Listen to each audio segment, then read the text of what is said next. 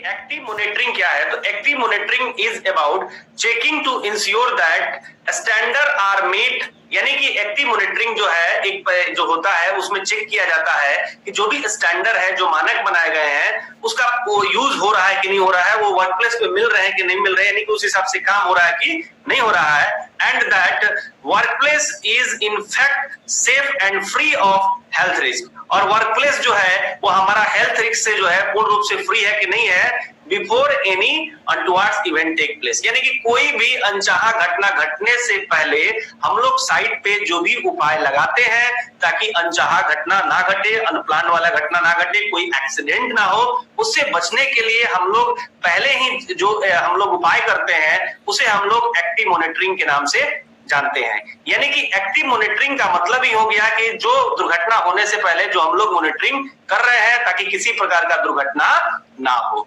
और active monitoring में सुनिश्चित हो जाता है कि सारा जो स्टैंडर्ड है, जो भी नियम कानून है, जो भी बताया गया है वर्करों को, वो सब सही से उसका पालन हो रहा है, वहां पे किसी प्रकार की दुर्घटना नहीं हो रही है। तो अगर एक्टिव मॉनिटरिंग अगर सही तरीके से हो तो हमें लगता है कि दुर्घटनाओं के ऊपर लगाम लगाया जा सकता है, दुर्घटना को रोका जा सकता है। यानी कि एक्टिव मॉनिटरिंग का मतलब ही समझ जाइए कि दुर्घटना होने से पहले हम लोग क्या करते हैं कि जो भी दुर्घटना ना हो उसे बचने के लिए जो उपाय करते हैं उसे हम लोग एक्टिव मॉनिटरिंग के नाम से जानते हैं। अब आ जाइए रिएक्टिव मॉनिटरिंग क्या है? तो reactive monitoring is the about measuring safety performance by reference to accident, incident and ill health that have already occurred, यानी कि रिएक्टिव मॉनिटरिंग का मतलब होता है कि रिएक्टिव मॉनिटरिंग से हम लोग क्या करते हैं कि सेफ्टी परफॉर्मेंस को जो हम लोग मेजर करने का काम करते हैं, यानी कि दुर्घटना होने के बाद जो है एक्सीडेंट जो हुआ वो क्यों हुआ, कैसे हुआ, किन कारणों से हुआ, है ना, उसके बारे में हम लोग जानते हैं, तो उसे हम रिएक्टिव मॉनिटरिंग कहते हैं। जो ऑलरेडी घटना घट गई है उसका जो हम इन्वेस्टिगेशन करते हैं, उसकी खोजबीन करते हैं ताकि उससे जो है सीखा जाए, फ्यूचर में उस प्रकार की दुर्घटना जो है उसकी पुनरावृत्ति ना हो, इससे बचने के लिए हम लोग रिएक्टिव मॉनिटरिंग करते हैं। यानी कि रिएक्टिव मॉनिटरिंग से हम लोग सेफ्टी परफॉर्मेंस कंपनी में कैसा है उसके बारे में हम लोग जो है पता करते हैं, एक्सीडेंट से, इंसिडेंट से और इल हेल्थ से जो ऑलरेडी हो चुका है। ठीक है, तो एक्टिव मॉनिटरिंग का मतलब होता है घटना घटने से पहले, और रिएक्टिव मॉनिटरिंग का मतलब होता है घटना घटने के बाद जो हम लोग जांचते हैं उसे रिएक्टिव कहते हैं, और पहले करते हैं उसे हम एक्टिव मॉनिटरिंग के नाम से जानते हैं। आई थिंक आप लोगों को है ये समझ में आ गया होगा। इसके बाद हम लोग देखते हैं हेल्थ हैजर्ड्स क्या है। यानी कि यहाँ पे आप देख रहे हैं हेल्थ मतलब होता है स्वास्थ्य और हैजर्ड मतलब होता है खतरा। यानी कि ये health hazard is any agent, यानी कि कोई भी एजेंट हो या कोई भी स्थिति हो या कोई भी कंडीशन हो that can cause an occupational illness, यानी कि ऐसी सिचुएशन हो जो आपको ऑक्यूपेशनल इलनेस करे उसे हम हेल्थ हैजार्ड्स कहते हैं। ऑक्यूपेशनल इलनेस का मतलब होता है बीमारी। इलनेस का मतलब क्या होता है? इलनेस मतलब बीमारी, जो आपको ऑक्यूपेशनली, यानी कि जब आप इंडस्ट्रीज में काम कर रहे हैं तो वहां पे जो आपको इलनेस होगा वो क्या होगा? ऑक्यूपेशनल इलनेस होगा। यानी कि हेल्थ हैजार्ड्स का मतलब हो गया ऐसी सिचुएशन, ऐसा कंडीशन या ऐसी एजेंट्स, है ना, जिसमें क्या हो आपको ऑक्यूपेशनल मतलब कि इलनेस होने की संभावना हो, उसे हेल्थ हैजर्ड्स कहते हैं। एनी एजेंट्स मतलब केमिकल्स, कोई भी केमिकल्स आप समझ लीजिए एनी एजेंट्स मींस। तो ये सिचुएशन जो होता है उसे हम लोग जो है हेल्थ हैजर्ड्स के नाम से जानते हैं। अब आ जाइए सेफ्टी हैजर्ड्स क्या है। तो ये safety hazard is anything that could cause an injury, यानी कि सेफ्टी हैजर्ड्स का मतलब होता है कि जिसमें इंजुरी हो, चोट लगे, फ्रैक्चर हो, है ना, इसे हम सेफ्टी हैजर्ड्स कहते हैं, और जिसमें डिजीज हो, इलनेस हो, उसे हम हेल्थ हैजर्ड्स कहते हैं। अब आ जाइए रिस्क असेसमेंट के ऊपर। रिस्क असेसमेंट क्या है? तो रिस्क का मतलब होता है खतरा और असेसमेंट का मतलब होता है उसको जांचना। यानी कि risk assessment is a careful examination of anything at the work place. यानी कि रिस्क असेसमेंट क्या है? एक प्रकार का केयरफुल जो है, काफी मतलब सचेत होके एक परखने की प्रक्रिया है।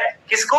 तो वर्क प्लेस पे, है ना, विच में कॉज इंजुरी और ill health to the workers while they are at work. यानी कि रिस्क असेसमेंट क्या है? एक केयरफुल एग्जामिनेशन प्रक्रिया है जिसमें हम लोग वर्क प्लेस को जो है पूर्ण रूप से देखते हैं कि वहां पे इंजरी होने का कोई चांस तो नहीं है, वहां पे किसी प्रकार का इल हेल्थ होने का कोई चांस तो नहीं है। जहां पे वर्कर काम करते हैं उनकी पूरी डिटेल केयरफुल एग्जामिनेशन होता है, उसे हम रिस्क असेसमेंट कहते हैं। यानी कि रिस्क असेसमेंट से जो भी खतरा है, जो भी हैजार्ड्स है, उस हैजार्ड्स को हम फाइंड आउट करते हैं, उसे हम रिस्क असेसमेंट कहते हैं। यानी कि रिस्क असेसमेंट समझ लीजिए कि केयरफुल एग्जामिनेशन है वर्कप्लेस का, जिसके अंतर्गत वर्कप्लेस पे कोई भी प्रॉब्लम होती है, किसी भी प्रकार की दिक्कत होती है, तो उसको हम लोग वहां पे असेस कर लेते हैं। यानी कि उन सभी चीज को हम लोग असेस करते हैं जहां से खतरा होने की संभावना हो, जहां से नुकसान होने की संभावना हो, और वह असेस की जो प्रक्रिया होती है उसका नाम होता है रिस्क असेसमेंट। तो उसे हम लोग रिस्क असेसमेंट के नाम से जानते हैं। रिस्क असेसमेंट के बारे में हम लोग को आगे डिटेल में पढ़ना है। अभी यहाँ पे आप लोग सिर्फ और सिर्फ रिस्क असेसमेंट का डेफिनेशन समझिए कि रिस्क असेसमेंट क्या होता है। तो आई होप आप लोगों को इसका डेफिनेशन समझ में आ गया होगा। उसके बाद जो है हम आगे चलते हैं और यहाँ पे देखिए, यहाँ पे दो डेफिनेशन है। एक आपका है जेएसए, है ना, जॉब सेफ्टी एनालिसिस, या जेएचए यानी कि जॉब हैजार्ड एनालिसिस, यानी जॉब सेफ्टी एनालिसिस कहें या जॉब हैजार्ड एनालिसिस कहें, बात एक ही है। इसका डेफिनेशन समझने की कोशिश करिए क्या होता है। तो यहाँ पे जैसे आप देख रहे हैं कि it is the process to identify the hazard, यानी कि जैसे क्या है, ये भी एक प्रक्रिया है जिसके अंतर्गत हम लोग खतरों को आइडेंटिफाई करने का काम करते हैं ड्यूरिंग द वर्क पीरियड, यानी काम करने के दौरान, and also use to remove the hazard, और जैसे के थ्रू हम लोग हैजर्ड को हटाने का भी काम करते हैं। इट आइडेंटिफाई हैजार्ड्स, ये हैजार्ड्स को आइडेंटिफाई करता है। इसके साथ साथ developing a solution to eliminate hazards, यानी कि जेएसए के अंतर्गत या जेजे के अंतर्गत हम लोग क्या करते हैं, हैजर्ड्स को आइडेंटिफाई करते हैं और उन हैजर्ड्स को कैसे एलिमिनेट करना है, कैसे उसको हटाना है, उसके बारे में वहां पे सॉल्यूशन भी डेवलप करते हैं। उसे हम जेएसए कहते हैं या जेएचए कहते हैं, यानी कि जॉब सेफ्टी एनालिसिस कहें या जॉब हैजर्ड एनालिसिस कहें, बात एक ही है। तो ये आप यहाँ पे समझ गए। इसके बारे में भी आपको डिटेल में आगे मिलेगा पढ़ने के लिए, ठीक है। उसके बाद हम लोग आते हैं मेथड स्टेटमेंट। मेथड स्टेटमेंट क्या होता है? तो method statement are develop as required और where the risk assessment has identify an unacceptable, यानी कहने का मतलब है कि मेथड स्टेटमेंट जो है इसको डेवलप किया जाता है और इसकी रिक्वायरमेंट कब होती है, जहां पे रिस्क जो है, रिस्क फैक्टर जो है साथियों काफी हाई होता है, यानी कि वैसा वर्क प्लेस जहां पे रिस्क जो है काफी ज्यादा मात्रा में होता है, वहां पे हम लोग मेथड स्टेटमेंट का इस्तेमाल करते हैं। मेथड स्टेटमेंट का भी काम है हैजर्ड को आइडेंटिफाई करना, जेएसए का भी काम है हैजर्ड को आइडेंटिफाई करना, रिस्क असेसमेंट का भी काम है हैजर्ड को आइडेंटिफाई करना। ये डिफरेंट प्रकार की कंपनियां डिफरेंट प्रकार के मेथड का इस्तेमाल करती हैं। जेएसए और जो आपका रिस्क असेसमेंट है वो समझिए कि मेथड स्टेटमेंट का पार्ट है। मेथड स्टेटमेंट जो है काफी डिटेल प्रोसेस होता है, उसमें पूरी प्रोजेक्ट का आपको जो स्टेटमेंट किया जाता है, चाहे वो सिविल वर्क हो, चाहे वो इलेक्ट्रिकल वर्क हो, जो भी एक्टिविटी है उन सभी एक्टिविटी के बारे में हम लोग जो है स्टडी करते हैं, उस वहां पे देखते हैं। तो मेथड स्टेटमेंट के अंदर जो है आपको जेएसए और आपका रिस्क असेसमेंट साथियों आ जाता है। तो मेथड स्टेटमेंट जो है पूरे प्रोजेक्ट के लिए हो सकता है ना।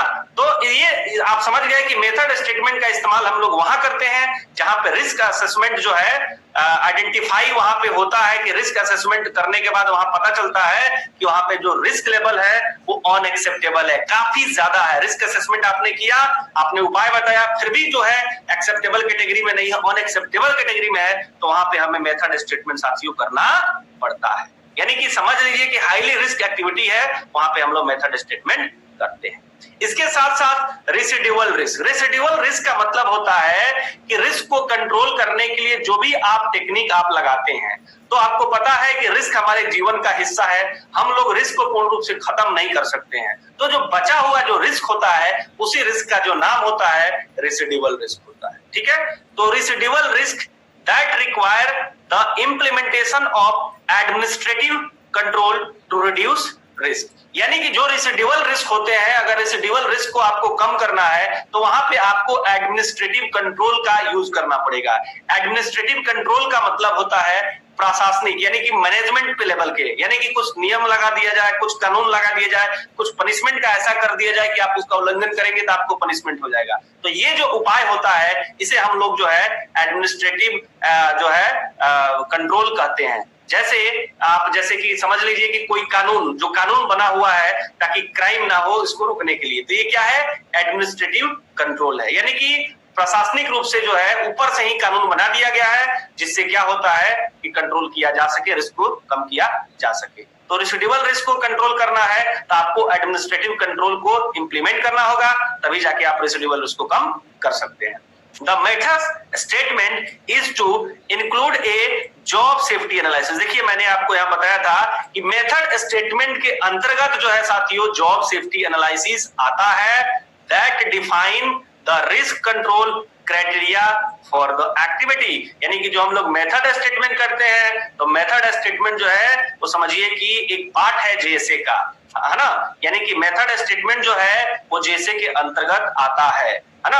और मेथड स्टेटमेंट का पार्ट है जेएसए, ना कि जेएसए का पार्ट है मेथड स्टेटमेंट। मेथड स्टेटमेंट में आपका जो है सब कुछ जो है आ जाता है, क्योंकि काफी डिटेल जो है एनालिसिस की प्रक्रिया होती है, पूरी प्रोजेक्ट का प्रक्रिया इसमें किया जाता है।